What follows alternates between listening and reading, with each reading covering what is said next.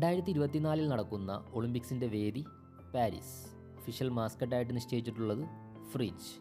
2028 ഒളിമ്പിക്സിൻ്റെ വേദിയായിട്ട് നിശ്ചയിച്ചിട്ടുള്ളത് അമേരിക്കയിലെ ലോസ് ഏഞ്ചൽസ് ആണ്. 2023 നടന്ന 37ാമത് നാഷണൽ ഗെയിംസിൻ്റെ venue Goa. Official mascot Moga എന്ന കാള. അതിൽ വിന്നറായിട്ടുള്ളത് മഹാരാഷ്ട്ര സ്റ്റേറ്റ് ടീമാണ്. 2024 നടന്ന ഖേലോ ഇന്ത്യ യൂത്ത് ഗെയിംസിൻ്റെ വേദി തമിഴ്നാടു. അതിലും സെയിം വിന്നറായിട്ടുള്ളത് മഹാരാഷ്ട്ര തന്നെയാണ്. അതിൻ്റെ ഒഫീഷ്യൽ മാസ്കറ്റ് എന്ന് പറയുന്നത് വീരമംഗൈ. ഈ വീരമംഗൈ എന്ന് പറയുന്നത് തമിഴ്നാട്ടിലെ ഒരു രാജ്ഞി ഉണ്ടായിരുന്നു, റാണി വേലു നാച്ചിയാർ. ഈ റാണി വേലു നാച്ചിയാറിനെയാണ് first Indian queen who fought against British colonialism, അതായത് ബ്രിട്ടീഷ് കൊളോണിയലിസത്തിനെതിരെ ആദ്യമായി പോരാടിയ ഇന്ത്യൻ രാജ്ഞി എന്ന് വിശേഷിപ്പിക്കുന്ന റാണി വേലു നാച്ചിയാർ.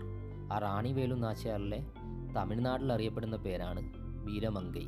ആ പേരാണ് ഇത്തവണത്തെ ഖേലോ ഇന്ത്യ യൂത്ത് ഗെയിംസിന് കൊടുത്തിട്ടുള്ളത്. കാരണം തമിഴ്നാടുമായിരുന്നല്ലോ ഹോസ്റ്റ് ചെയ്ത സിറ്റി, അതുകൊണ്ട്. ICC world cup ODI cricket 2023 venue India. Official mascot Blaze and Tom.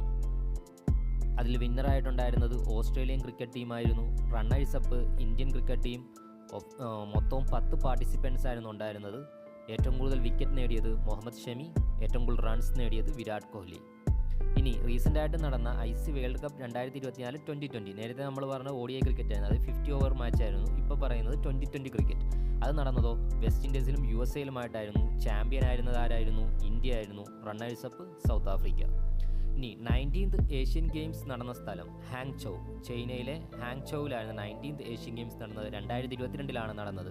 അതിൻ്റെ official mascot 3 റോബോട്ടുകളായിരുന്നു. 1 Kong Kong, 2 Liyan Liyan, 3 Chen Chen. ഇനി 20ാമത്തെ ഏഷ്യൻ ഗെയിംസ് നടക്കുന്നതോ അത് 2026 ജപ്പാനിലെ ഐച്ചി നഗോയ എന്ന് പറയുന്ന സ്ഥലത്ത് വെച്ചാണ്. Thank you.